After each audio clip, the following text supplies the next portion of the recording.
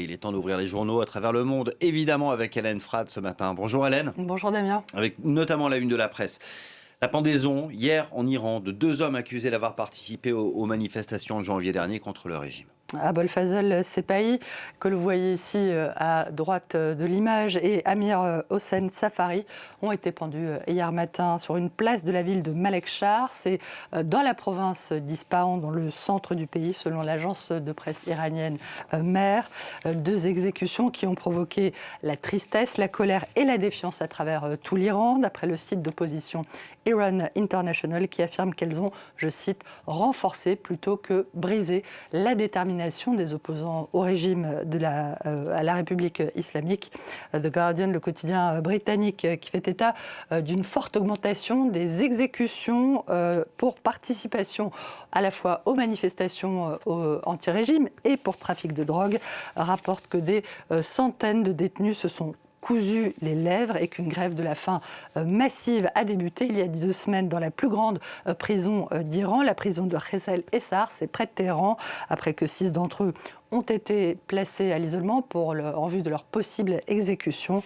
Cette information a été communiquée par des groupes d'opposition iraniens, des groupes de défense des droits humains, qui ont aussi diffusé des vidéos dont vous voyez ici un extrait qui montre des prisonniers brandissant des pancartes disant non aux exécutions et demandant pardon, soyez notre voix. Le quotidien cite une source à Téhéran. Je cite encore, dès que l'ombre de la guerre se dissipe, même légèrement, le régime devient plus brutal. L'ONG Amnesty International, citée par Iran Wire, qui est un autre site d'opposition iranien, a dénoncé hier une escalade dans le recours à la peine de mort pour étouffer toute voix dissidente. La une de la presse. Également, Hélène, cette décision de la FIFA, décision de créer une société regroupant ses activités commerciales et pouvant accueillir désormais des investisseurs privés. L'instance du foot mondial est supposée être une association à but non lucratif, on le rappelle, a confirmé hier soir les révélations du Times, le quotidien britannique, qui donne un carton rouge à la FIFA pour son projet de vendre la Coupe du Monde. Le journal a révélé le projet de réunir tous les droits commerciaux et l'organisation des tournois au sein d'une future FIFA Forward Enterprise, la FFE, un projet confié, d'après le journal, à la banque d'affaires américaine JP Morgan et à un fonds d'investissement créé par cet homme. Il s'appelle Joshua Kushner, c'est le frère de Jared Kushner, le gendre de Donald Trump, lequel Joshua prendrait la tête donc de ses futurs investisseurs au sein de la dite FFE. Le problème, c'est que l'idée ne plaît pas à tout le monde, c'est le moins qu'on puisse dire, pas du tout en tout cas à l'UEFA. D'après le Financial Times, l'Union des fédés européennes a réagi en déclarant que cette décision franchit une ligne que les institutions du foot ne devraient jamais franchir. Et la presse britannique est au diapason.